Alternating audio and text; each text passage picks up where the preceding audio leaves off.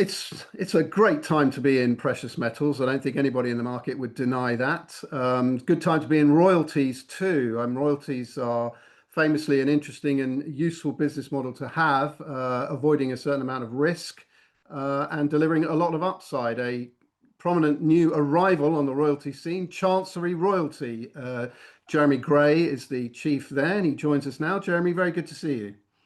Thanks, Alistair. Really great to be on Vox. And yeah, we'd love to, we're very excited about Chancery. We think it's the fastest growing gold and silver royalty group in the mid-tier space. Yeah, so tell us a little bit about what's going on. So this isn't listed at this point, is it? It's not a listed royalty company, but you've got some plans in that direction. You've got some royalties already in the portfolio. Where are you really at with Chancery and where are you going? We're private right now. We're planning to list at in the first half, probably in the back end of the first half. We're in the middle of a private round right now, and that's going extremely well. The response has been unbelievable. But we are gold miners becoming royalty guys. So we're doing it differently. Most of the royalty guys come from very exclusive members clubs with, and I say the royalty guys think they are royalty a lot of the time. We're simple gold miners, and we've spent the last 7 years building out our gold business. And now I've stepped down from all of those responsibilities to be 100% focused on Chancery Royalty. A very interesting move then for you. So what is it about the royalty space that has attracted you away from the mining space? Well, actually, I originally did come from royalties. Our best royalty that we ever signed was a group called K92. You might have heard of in Papua New Guinea. We gave Ian Stalker $12 million back in early 2016. We basically funded nearly all of K92's restart when it was private. 0.5% royalty, 8,000 ounces. We owned 25% of K92 back then at an average price of 15 cents. And I believe the stock today is around $25. We then swapped out of K92 and we bought our first business in Brazil called Pilar Gold. That's a small mine that we actually then acquired Equinox's Gold's Pilar PGDM mine in 2021.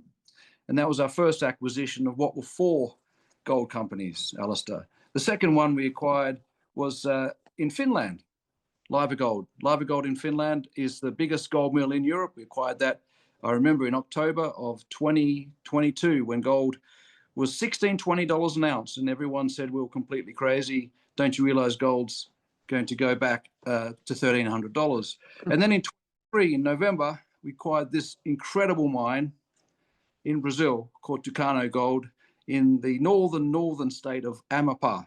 It's the old Great Panther, if you've heard of Great Panther. Some of your viewers will know Great Panther. Prior to that was known as Beadell Resources. And then only last year, this wonderful mine in Arizona. You see the flag, American flag. Everyone thinks I'm a MAGA guy when I wear this hat around town. But that's a beautiful mine that's been producing now for 4 months. So all 4 of those mines are either producing or about to go into production with combined capacity of 300,000 ounces, replacement capex of probably 3 billion, and at least 12 million ounces in the ground. Basically, we then decided, you know what, we're going to step away from all of that and build out our royalty business. So some real names to conjure with there. Ian Stalker, big formidable force. Great Panther, yes, I remember that company very well, and they did well for a long time too. So you decided to build out your royalty portfolio. So you've got royalties on the companies that you've just showcased, have you? Or how does it fit together? I've got 3 of those 4 right now, and I'm hoping for a 4th. Also, one of your wonderful clients, Kefi Gold in Ethiopia, just signed a very exciting royalty just before Christmas with Harry. I'll tell you about that in a minute. But this one we signed 6 weeks ago. We acquired that from a third-party seller. This is the beautiful Finland mine, 2.5% life of mine. We think Finland, the Liver mine, will run for at least the next 30 to 40 years. So incredible royalty. And I think that's what defines us differently to a lot of the other royalty producers or players, is that all of our mines or royalties are long life with no cap, no step down, and basically no buyback.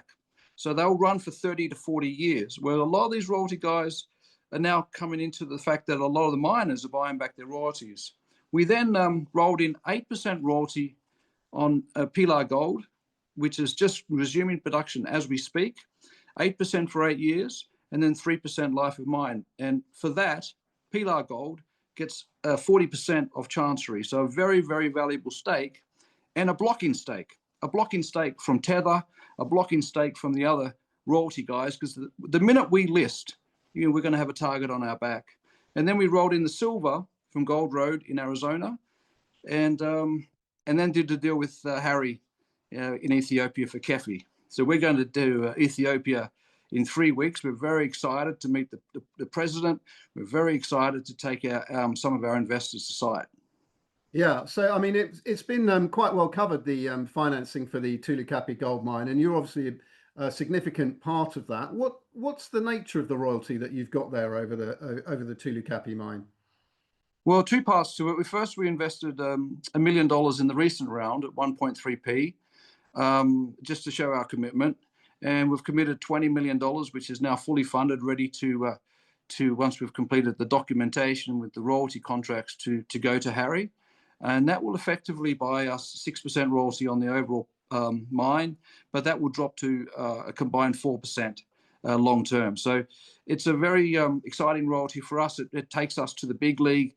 Effectively will bring us well over 20 to 25,000 ounces of GEOs. They call them GEOs, Alistair, gold equivalent ounces. Yeah. So it would basically be pretty much the same size as Elemental, Versamet, and much bigger than Gold Royalty, which all of those are wonderful companies. We love them.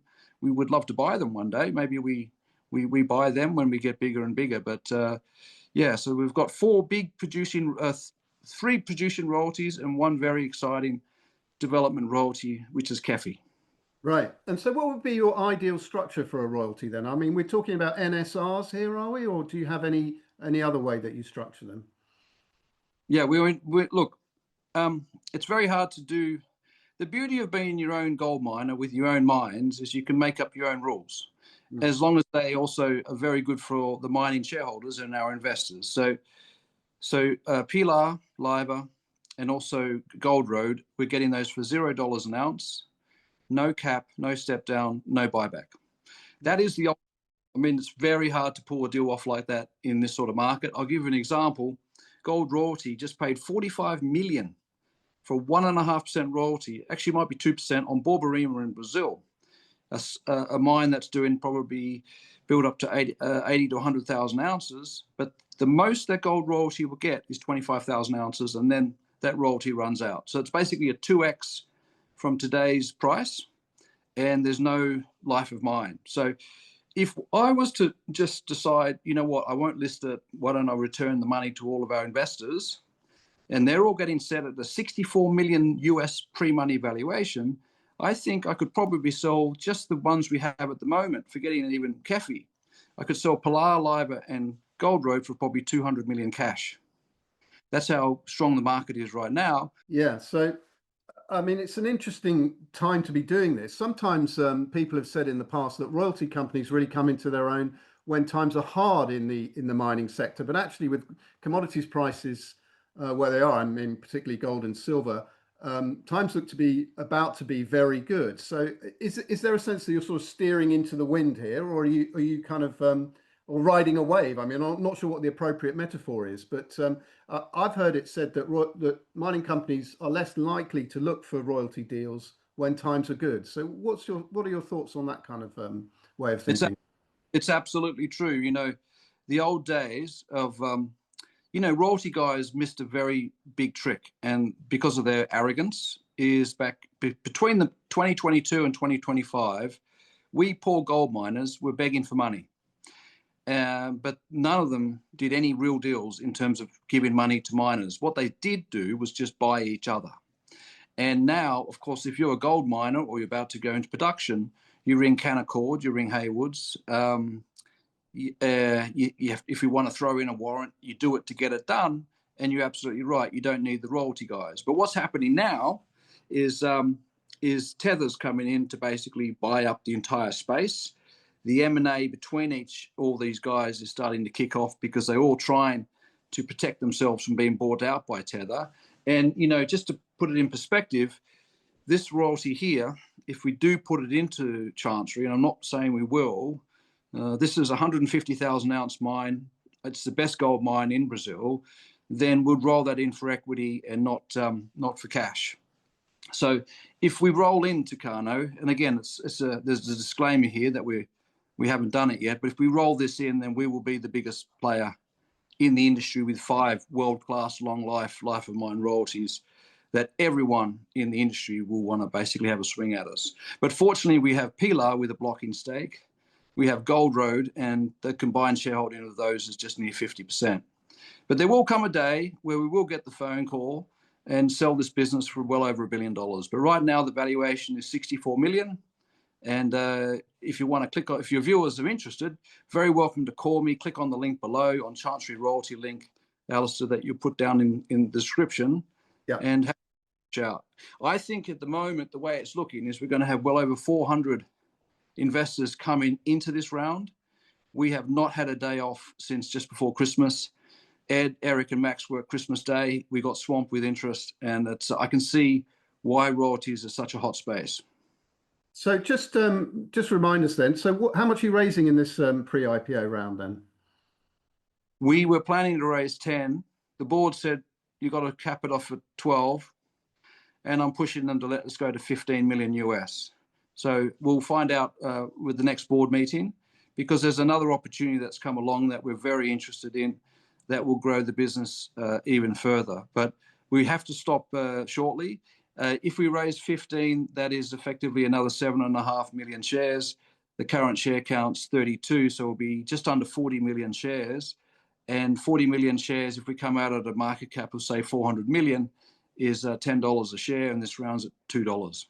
Right. So we're at 0.2 times price to NAV, and our peer group trade at 1 to 1.5. And yet we should trade at a premium to them because our royalties are life of mine with no cap and no step down.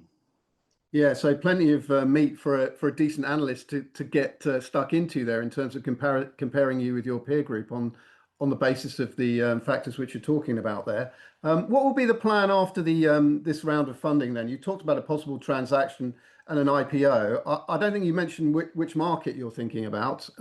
So perhaps you could tell us that before we go on any further.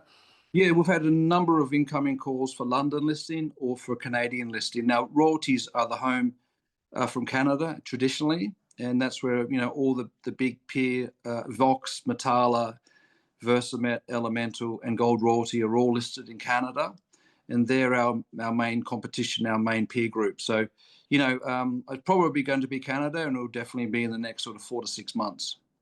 Right. And so will there be any sort of further transactions down the line then? I mean, presumably you're talking about $1 billion valuation at the point of sale. You're going to be looking to be acquisitive. Yeah, look, we've obviously got our eyes on our other fourth mine, Tucano, and I can't promise that right now, but that's going to require more conversations with the board and with shareholders. It's interesting, right? You say that the market's hot, but there's a lot of private guys out there who don't have access to capital, who want a royalty, who want investment. And the one thing we do, Alistair, is we move so quickly. Like we did the binding agreement with Harriet Keffe in 3 days. And the industry is used to taking 6 months. The industry is used to gouging their client for $400,000-$500,000 of due diligence and legal costs. We do it for nothing. We're like the Costco's of the royalty industry. We move much faster. And that's our competitive edge. So when an entrepreneur has a mine that maybe needs some money to just get into production, we move very, very fast. And because we're gold miners and we have our own team, we can pull in from those mines somewhere in the world to take a look at those and make a decision, very quickly. So we're very much in the mood for more transactions and to be the biggest player in this mid-tier space. And what are your criteria for transactions? I've heard it said in the past about royalty companies and streaming companies too, that they really tend to prefer more stable first world jurisdictions by and large, simply because they don't have their own boots on the ground. So they're relying on other people to kind of keep the assets secure and to keep the legal structures in place. Is that something that you would adhere to? Well, we've just done our first African transaction in Ethiopia. Now our other 3 are Brazil, Finland, and Arizona, USA, which are pretty tier one as you can get. So I haven't been to Africa. I was very much involved in the DRC. I left in 2009, and I feel now very strongly it's time to go back to Africa, because let's face it, that's where probably half the world's gold is. Now, there's a lot of Chinese competing, but only yesterday I had a call from Mozambique for a private group wanting money, wanting to talk to us. So I think we'll do more African transactions. I think Canada and Australia are very expensive to do deals now and very competitive. So we won't be going to those competitive spaces. And the price of gold in Africa is exactly the same price as out of Kalgoorlie, or the same price out of Nevada.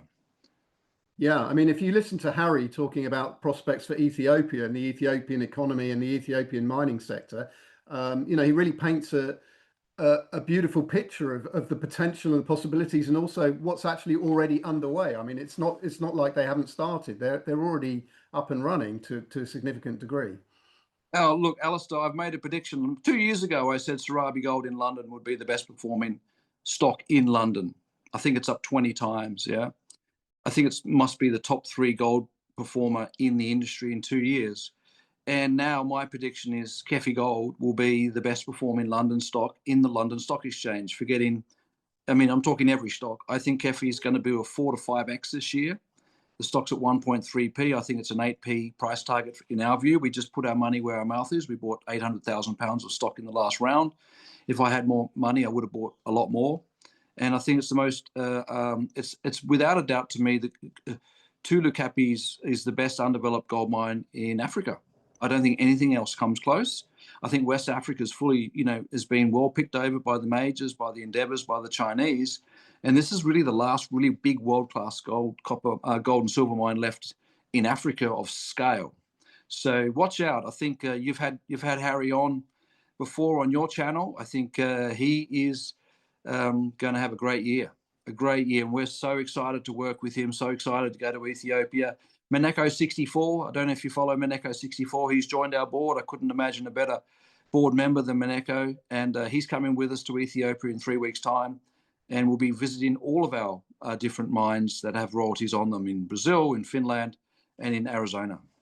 Yeah, it's exciting times, really. So, I mean, the margins that Harry talks about, the payback time for that Tulu Kapi mine is getting shorter and shorter by the week, really, isn't it? So, I mean, everybody looks like they're onto a winner there, and we'll just have to keep our fingers crossed that, the execution risk is, kept to a minimum. Well, like Harry, we like Harry went through many years of tough times, because people forget, gold hasn't been 4,500. It was only 2 years ago. It was not even 2,000, and raising money in that environment where it was stuck between 1,600 and 2,000 for 4 years was very difficult. And Harry just basically had the same problem we had. It was nothing to do with the quality of his mine or his project or the management. It was simply because the sector was out of favor. And I'll give an example. Jimmy Luke, who runs the Schroders Gold Fund, was up 200% last year. Angelos Damascus did 210. The average gold fund, and there's only like 6 of them in the world, right? I mean, Ebby at BlackRock, Jupiter, trying to think of the others now, but they're all up between 150 and 200% last year. None of them even made the newspapers. And I predict they'll all be up another 100+% this year. And gold is going to 7,000 by the end of this year. And I've had the best call in gold in the market. Back in September 24, I predicted gold would hit 4,500 by Christmas 25. We nearly touched it. And I think we'll hit 5,500 by Chinese New Year, which is February 17. So Harry has got the wind now in the sail, and he's going to do great things. And watch that stock. I'm so happy to be a shareholder of KEFI Gold and Copper. Yeah, fascinating to hear your prediction there. Do you have any thoughts about the longer term for the gold price? Well, I'm thinking just 1 year at a time. I think 7,000 by Christmas of this year. I love the fact that it's not really making the headlines. It's sort of everyone's focused on other stuff. They're still chasing Bitcoin, Nvidia, all this other junk, and gold is just in its own zone. And there's very few other asset classes that even come close in the last 12 months. And I think it's so underowned, right? Like the Chinese, I think, were buying at least 10 times more than what they're officially telling all of us. Tether's now buying 3 tons a week. I don't know if you know, Alistair, 3 tons a week is 93,000 ounces. 93,000 ounces is a big mine. Like there are not many mines out there that will do 93,000 ounces. And if you do that over a month, that's, what's that, 360,000 ounces. You could literally count 15 mines in the world or 20 mines in the world that produce that sort of gold. And Tether's doing it every month. And I think they might accelerate from 3 tons to maybe, why not 5 or 6 tons. So the market is so tight, and same with silver. Silver's obviously going to go much, much higher this year. No supply. And it's because we have been starved of capital since 2012. Like, it literally, you would not believe how hard it's been for us as gold miners to raise money up until really last 12 months. But that's the beauty of the industry. As long as you stay in there, the name of the game is to stay in the game, isn't it? And we managed to stay in. We've now got 4 wonderful mines all coming on stream. And now's the time to turn our hand to Chancery royalty. And maybe I'll just say one last thing, just a changing subject and changing commodity, but we're also becoming the second fastest or the largest tungsten producer in the Western world. We have a mine in tungsten, and that won't come into Chancery because Chancery is just gold and silver. But we have a beautiful mine called Sanjong in Korea. Down the road from our Monty is Sandong. And I think our Sanjong mine is going to be bigger and better than Sandong. And our Monty's got a market cap of 3 billion. We love Lewis. We love what he's doing, but we have the best tungsten mine. And we've just signed an agreement in Tajikistan to acquire the highest grading restart tungsten mine in the world. So that keeps us busy, but I'm just, Tiger Kim runs that for us. I'm totally focused now just on royalties, but I wanted to give a little pitch on pure tungsten. It is a very exciting story in the tungsten space. Is that a listed company, Pure Tungsten? No, all companies are private, but I mean, I'll give you an example. Liver Gold in Finland's listing next month. Right. John Williamson's our CEO for that. Gold Road is listing in Norway, of all places. Gold Road is in Norway next month. We got very lucky with Norway last year. We met a wonderful gentleman, Svein Harald, who used to be the central bank governor. They parachuted Svein into Iceland when it had tough times back in 2008 during the GFC to turn the whole country around. We met Svein just by chance. He came to visit us. We traveled together in Arizona, and he said, let's list Gold Road in Norway. I said, why not? Norway's the home. I mean, in my next life, I'd love to come back as a Norwegian. I mean, they have the best life in the world. So that's listed next month. I've just stepped down as CEO of Gold Road, and Niels has taken over this week. So 2 companies listing in the next 6 weeks. Tucano will list in June. That's a 150,000 ounce producer. I think come out with a 2 billion market cap. Pilar will list later this year, probably with a 700 to 800 million market cap. And who knows where pure tungsten will go? I think pure tungsten could be $1 billion. But let's see, one step at a time. At the moment, our focus is Chancery and turning this into something very special. Yeah, so as we close it out then, Jeremy, let's just remind investors how they can get involved in Chancery if they want to. They can sign up to a landing page, correct? Click on the More button just below this video. You'll see Chancery royalty link.